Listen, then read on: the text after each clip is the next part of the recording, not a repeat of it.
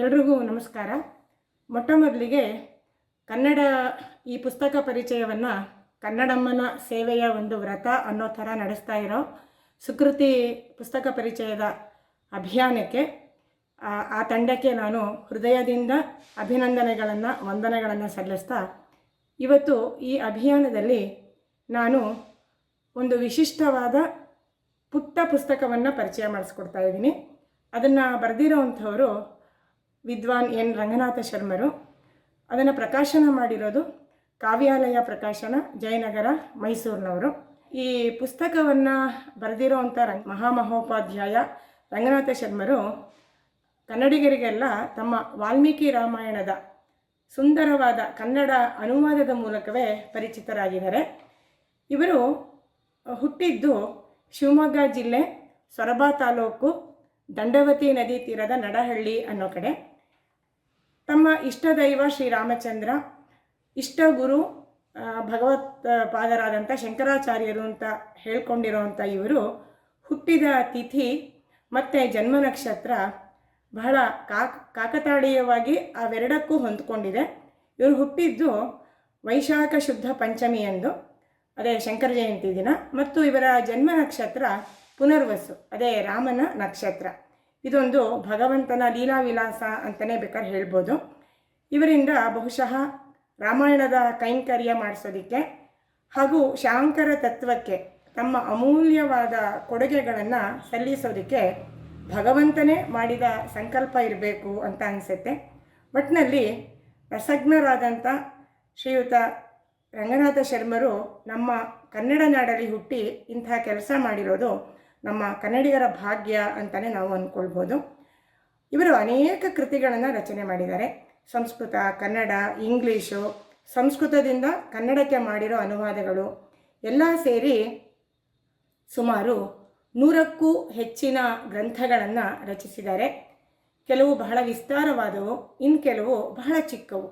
ವೇದಾಂತ, ವ್ಯಾಕರಣ ಮೊದಲಾದ ಶಾಸ್ತ್ರಗಳು, ಕಾವ್ಯ, ಸ್ತೋತ್ರ, ಸುಭಾಷಿತಗಳು, ಪಾತ್ರ ವಿಶ್ಲೇಷಣೆಗಳು, ವ್ಯಕ್ತಿ ಚರಿತ್ರೆ, ಹೀಗೆ ಇವರ ಬರಹಗಳ ಹರಹಿದೆಯಲ್ಲ ಅದು ಬಹಳ ದೊಡ್ಡದಾಗಿದೆ. ಈಗ ನೋಡಿ, ಎಲ್ಲವೂ ಆರ್ಕೈವ್ಸ್ನಲ್ಲಿ ಸಿಗುತ್ತೆ. ಇದು ನಮ್ಮ ಸೌಭಾಗ್ಯ. ಇಂತಹ ಮಹನೀಯರಿಗೆ ಅನೇಕ ಪ್ರಶಸ್ತಿಗಳು ಸಂದಿವೆ. ಅನೇಕ ಮಠ ಮಾನ್ಯಗಳು, ಸಂಸ್ಥೆಗಳು, ವಿಶ್ವವಿದ್ಯಾಲಯಗಳು ಎಲ್ಲರೂ ಇವರನ್ನು ಗೌರವಿಸೋದರ ಮೂಲಕ ತಮ್ಮ ಗೌರವವನ್ನು ಹೆಚ್ಚಿಸಿಕೊಂಡಿವೆ.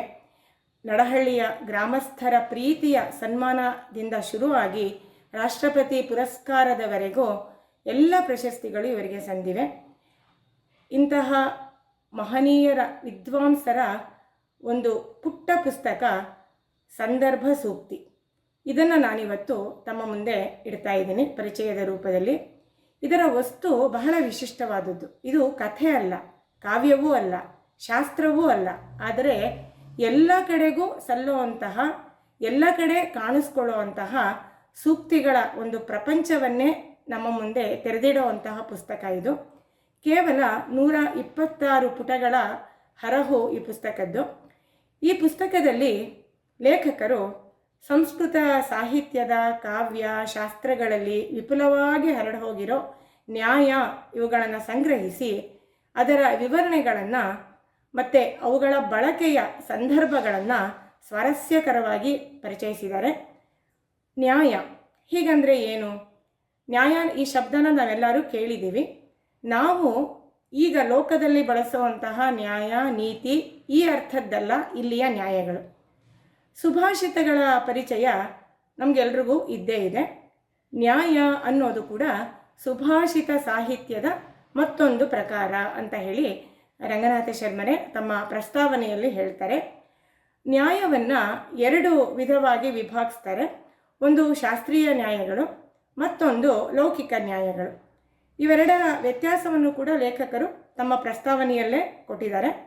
ಮೀಮಾಂಸಾ ಮೊದಲಾದಂಥ ಶಾಸ್ತ್ರಗಳಲ್ಲಿ, ಶಾಸ್ತ್ರ ಚರ್ಚೆಗಳಲ್ಲಿ ಯಾವುವು ಉಪಯೋಗಕ್ಕೆ ಬರುತ್ತವೋ ಮತ್ತು ಶಾಸ್ತ್ರಜ್ಞರಿಗೆ ಮಾತ್ರ ಅವುಗಳ ಅವಶ್ಯಕತೆ ಜಾಸ್ತಿಯೋ ಅವುಗಳನ್ನು ಶಾಸ್ತ್ರೀಯ ನ್ಯಾಯಗಳು ಅಂತ ಕರೀತಾರೆ. ಲೋಕದಲ್ಲಿ ವಿಧಿತವಾದಂತಹ ಅನೇಕ ನ್ಯಾಯಗಳಿವೆ, ಅವುಗಳನ್ನು ಲೌಕಿಕ ನ್ಯಾಯಗಳು ಅಂತ ಕರೀತಾರೆ. ಈ ಲೌಕಿಕ ನ್ಯಾಯಗಳು ನಮ್ಮಂತಹ ಸಾಮಾನ್ಯ ಜನರಿಗೂ ಕೂಡ ಅರ್ಥ ಆಗುತ್ತೆ. ಮತ್ತು ನಮ್ಮಂತಹ ಸಾಮಾನ್ಯ ಜನರ ಜೀವನದಲ್ಲೂ ಕೂಡ ಇವು ನಿತ್ಯ ನಿತ್ಯ ಬಳಕೆಯಾಗುವಂಥವು.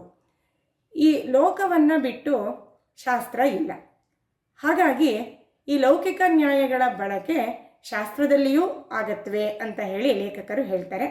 ಶಾಸ್ತ್ರೀಯವಾದ ನ್ಯಾಯಗಳು ಮುಖ್ಯವಾಗಿ ವೇದಾರ್ಥ ನಿಶ್ಚಯಕ್ಕೆ ಸಹಾಯಕ ಆಗುವಂಥವು.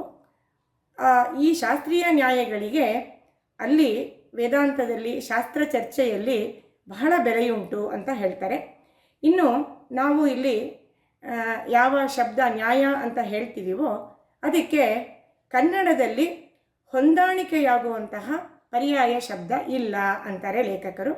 ಮ್ಯಾಕ್ಸಿಮ್ ಇದು ಕೂಡ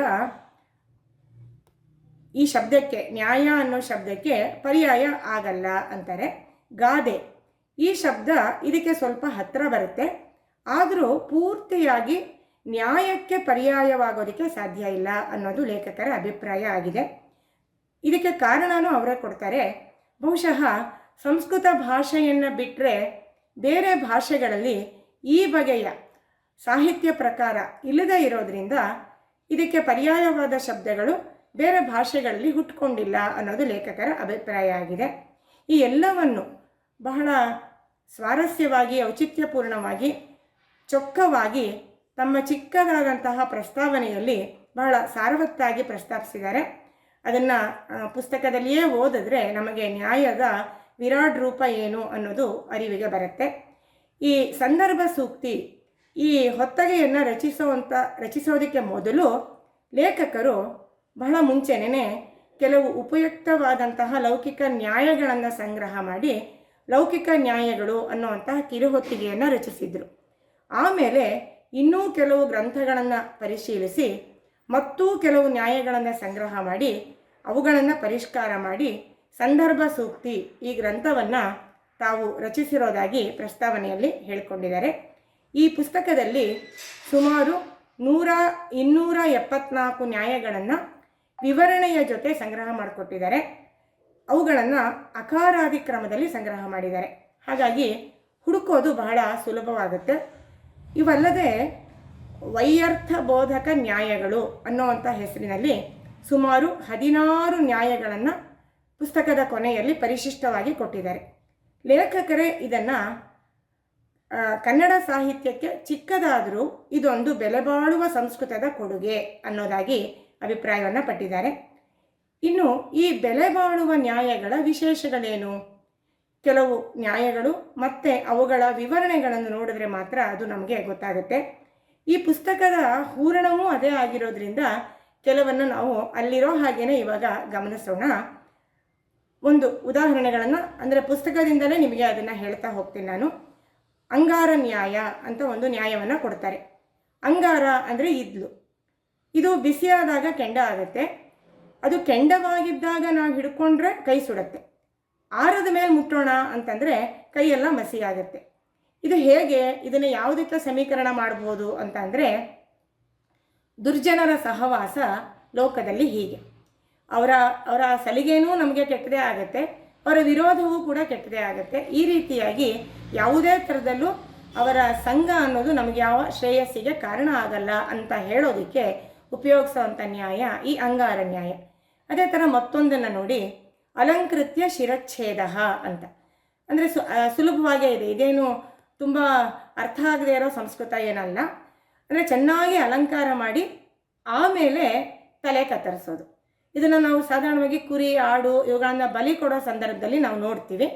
ಇದನ್ನು ಲೋಕದಲ್ಲಿ ಮೊದಲು ಒಬ್ಬರನ್ನು ಹೊಗಳಿ ಅಟ್ಟಕ್ಕೇರಿಸಿ ಆಮೇಲೆ ಅವ್ರ ಮೇಲೆ ದೋಷಾರೋಪಣೆ ಮಾಡಿ ಅವರನ್ನು ಹೀಗಳೆಯುವಂಥದ್ದು, ನಿಕೃಷ್ಟವಾಗಿ ಕಾಣುವಂತಹ ಸ್ವಭಾವವನ್ನು ಈ ನ್ಯಾಯ ಬಹಳ ಚೆನ್ನಾಗಿ ಪ್ರತಿಬಿಂಬಿಸುತ್ತೆ ಅಂತ ಗೊತ್ತಾಗುತ್ತೆ. ಇನ್ನು ಮತ್ತೊಂದು ನೋಡಿ, ಬಹಳ ಸುಂದರವಾಗಿರುವಂಥದ್ದು, ಅಶಕ್ತೋಹಂ ಗೃಹಾರಂಭೆ ಶಕ್ತೋಹಂ ಗೃಹ ಭಂಜನೆ ಅಂತ. ಇದು ಒಂದು ನ್ಯಾಯ. ಇದು ನಾವು ಮನೆ ನಿರ್ಮಾಣ ಮಾಡೋದರಲ್ಲಿ ಅಥವಾ ಒಂದು ಕಟ್ಟೋಣದಲ್ಲಿ ನಮಗೆ ಶಕ್ತಿ ಇಲ್ಲ, ಆದರೆ ಕಟ್ಟಿರೋದನ್ನು ನಿರ್ನಾಮ ಮಾಡೋದರಲ್ಲಿ, ಒಡೆಯೋದ್ರಲ್ಲಿ ನಾವು ಬಹಳ ಶಕ್ತರು ಅಂತ ಹೇಳೋ ಒಂದು ನ್ಯಾಯ. ಇದು ಸಾಧಾರಣವಾಗಿ ಒಂದು ವಿಮರ್ಶೆ ಇರ್ಬೋದು ಅಥವಾ ಒಳ್ಳೆ ಕೆಲಸ ಮಾಡೋರನ್ನ ಕಂಡಾಗ ರಚನಾತ್ಮಕವಾದ ಕೆಲಸ ಮಾಡುವಾಗ ನಾವು ಕ್ರಿಯೇಟಿವ್ ಆಗಿರೋವಂಥ ವಿಮರ್ಶೆ ಅಂದರೆ ಸಂರಚನಾತ್ಮಕವಾದ ವಿಮರ್ಶೆಯನ್ನು ಮಾಡಬೇಕು, ಸಲಹೆಗಳನ್ನು ಕೊಡಬೇಕು. ಅದನ್ನು ಬಿಟ್ಟುಬಿಟ್ರೆ ಬರೀ ಛಿದ್ರಾನ್ವೇಷಣೆ ಮಾಡ್ತಾ ಕುಂದು ಕೊರತೆನೇ ಕಂಡಿಡಿತಾ ಒಡಕು ಮೂಡಿಸಿ ನಡೀತಿರೋ ಒಳ್ಳೆ ಕೆಲಸನ ನಿಲ್ಲಿಸೋದು, ಸಂಘ ಸಂಸ್ಥೆಗಳನ್ನು ಹಾಳು ಮಾಡೋದು, ಇಂತಹ ಜನರನ್ನು ಕಂಡು ಈ ನ್ಯಾಯ ಹುಟ್ಟಿದೆ ಅಂತ ಹೇಳ್ತಾರೆ. ಇದು ಇವತ್ತಿಗೂ ಕೂಡ ರಾಜಕಾರಣದಲ್ಲೂ ಇದನ್ನು ನಾವು ಕಾಣ್ಬೋದು, ಸಮಾಜದಲ್ಲಂತೂ ಇದು ಚೆನ್ನಾಗೇ ಗೊತ್ತಾಗುತ್ತೆ ಅನ್ನೋದನ್ನು ಇದನ್ನು ನೋಡೋದ್ರಿಂದನೇ ನಮ್ಮೆಲ್ರಿಗೂ ಗೊತ್ತಾಗುತ್ತೆ. ಇನ್ನು ನೋಡಿ ಮತ್ತೊಂದು ನ್ಯಾಯ, ಆಮ್ರಾಶ್ಚ ಸಿಕ್ತಾಹ ಪಿತರಶ್ಚ ತೃಪ್ತಾಹ ಅಂತ ಹೇಳಿ. ಇದೊಂದು ಒಂದು ರೀತಿಯಾಗಿ ನಾವು ತರ್ಪಣಾದಿಗಳನ್ನು ಕೊಡೋ ಆ ಸಂದರ್ಭದಲ್ಲಿ ಹುಟ್ಟಿರೋ ನ್ಯಾಯ.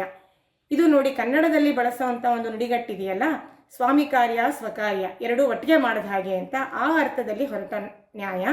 ಇದರ ವಿವರಣೆ ಬಹಳ ಸ್ವಾರಸ್ಯಕರವಾಗಿದೆ, ಅದನ್ನು ತಾವು ಪುಸ್ತಕದಲ್ಲೇ ಓದಿ ಸವಿಬೋದು. ಇನ್ನು ಈ ಲೌಕಿಕ ನ್ಯಾಯಗಳು ನಮ್ಮ ಕನ್ನಡದ ಗಾದೆಗಳ ಸಾಮ್ಯವನ್ನು ಕೂಡ ಹೊಂದಿವೆ. ಒಂದೆರಡು ಉದಾಹರಣೆ ನೋಡೋಣ. ಅಜಾತಪುತ್ರ ನಾಮೋತ್ಕೀರ್ತನ ನ್ಯಾಯ ಅಂತ, ಹುಟ್ಟಕ್ಕೆ ಮೊದಲೇ ಮಗುವಿನ ಹೆಸರನ್ನು ನಿರ್ಣಯ ಮಾಡೋದು ಅಂತ. ಇದು ಹೆಚ್ಚು ಕಡಿಮೆ ಕೂಸು ಹುಟ್ಟೋಕೆ ಮುಂಚೆ ಕುಲಾವಿ ಹೊಲಿಸ್ದ ಹಾಗೆ, ಇದಕ್ಕೆ ಸಮಾನಾರ್ಥಕವಾದದ್ದು. ಇನ್ನೊಂದು, ನಿರಸ್ತ ಪಾದಪೇ ದೇಶೇ ಏರಂಡೋಪಿ ಧ್ರುಮಾಯತೆ, ಹಾಳೂರಿಗೆ ಉಳಿದವನೇ ಗೌಡ ಅನ್ನೋದು. ಕೂಪಮಂಡೂಕ ನ್ಯಾಯ, ಬಾವಿ ಒಳಗಿನ ಕಪ್ಪೆ ಹಾಗೆ. ಕಂಬಲ ನಿರ್ಣಯಜನ ನ್ಯಾಯ, ಇದರ ವಿವರಣೆ ಕೂಡ ಬಹಳ ಸ್ವಾರಸ್ಯಕರವಾಗಿದೆ, ಪುಸ್ತಕದಲ್ಲೇ ನೋಡಿ. ಒಂದೇ ಕಲ್ಲಲ್ಲಿ ಎರಡು ಹಕ್ಕಿ ಹೊಡೆಯುವಂತಹ ಗಾದೆಗೆ ಸಂವಾದಿಯಾದದ್ದು. ಇತೋ ವ್ಯಾಗ್ರಹ ಇತಸ್ತಟಿ, ಇತ್ತದರಿ ಅತ್ತ ಪುಲಿ, ಈ ರೀತಿಯಾದಂಥ ಒಂದು ನ್ಯಾಯ. ಇದರ ವಿವರಣೆ ಬೇಕೇ ಆಗಿಲ್ಲ. ಇಂಥ ಅಸಂಖ್ಯವಾದ ಅಂದರೆ 270ಕ್ಕೂ ಹೆಚ್ಚು ನ್ಯಾಯಗಳಲ್ಲಿ ನಮ್ಮ ಕನ್ನಡದ ಗಾದೆಗೆ ಮೂಲವಾಗಿರಬಹುದಾದ ಅನೇಕ ನ್ಯಾಯಗಳನ್ನು ನಾವಿಲ್ಲಿ ಕಾಣ್ಬೋದು. ಇವುಗಳನ್ನೆಲ್ಲ ಕೂಡ ಪುಸ್ತಕದಲ್ಲೇ ಓದಿ ಸವಿಬೇಕು ಅಂತ ನಾನು ತಮ್ಮನ್ನು ಕೇಳ್ಕೊಳ್ತೀನಿ. ಈ ನ್ಯಾಯಗಳು ನೋಡಿ ಸ್ಥೂಲವಾಗಿ ಅಥವಾ ಸೂಕ್ಷ್ಮವಾಗಿ ಇವುಗಳನ್ನು ಗಮನಿಸಿದಾಗ ನಮ್ಮ ಪ್ರಾಚೀನರ ಅಥವಾ ಹಿಂದಿನವರ ಜೀವನದ ರೀತಿ, ನಂಬಿಕೆಗಳು, ಅವರು ಮಾಡ್ತಿದ್ದ ಶಾಸ್ತ್ರ ವಿಚಾರ, ವಾದ ವಿವಾದ, ಆಚರಣೆಗಳು ಎಲ್ಲವನ್ನೂ ಕೂಡ ನಮ್ಮ ಮುಂದೆ ತೆರೆದು ತೋರಿಸುತ್ತವೆ. ಇವುಗಳ ಓದು ಮನಸ್ಸಿಗೆ ಸಂತೋಷ ಕೊಡೋದ್ರ ಜೊತೆಗೆ ಬುದ್ಧಿಗೆ ಆಹಾರವನ್ನು ಒದಗಿಸುತ್ತವೆ. ಇನ್ನು ಅನೇಕ ಕಡೆ ವೇದಿಕೆಗಳಲ್ಲಿ ಭಾಷಣ ಮಾಡೋರು, ಉಪನ್ಯಾಸ ಕೊಡೋರು, ವ್ಯಾಖ್ಯಾನ ಮಾಡೋರು, ಲೇಖಕರು ಎಲ್ಲರಿಗೂ ಕೂಡ ಇವು ಬಹುವಿಧದಲ್ಲಿ ಉಪಯೋಗಕ್ಕೆ ಬರುತ್ತವೆ. ಇಂತಹ ಸೊಗಸಾದ ಪುಟ್ಟ ಪುಸ್ತಕವನ್ನು ತಾವೆಲ್ಲರೂ ಕೊಂಡು ಓದಿ ಅಂತ ಹೇಳ್ತಾ, ಇಂತಹ ಒಂದು ಅವಕಾಶವನ್ನು ಕೊಟ್ಟಂತಹ ಸುಕೃತಿ ತಂಡಕ್ಕೆ ಧನ್ಯವಾದಗಳನ್ನು ಮತ್ತೊಮ್ಮೆ ಹೇಳ್ತಾ ನಾನು ನನ್ನ ಈ ಪುಸ್ತಕ ಪರಿಚಯವನ್ನು ಮುಗಿಸ್ತಾ ಇದ್ದೀನಿ. ಮತ್ತೊಮ್ಮೆ ಎಲ್ಲರಿಗೂ ಧನ್ಯವಾದಗಳು. ನಮಸ್ಕಾರ.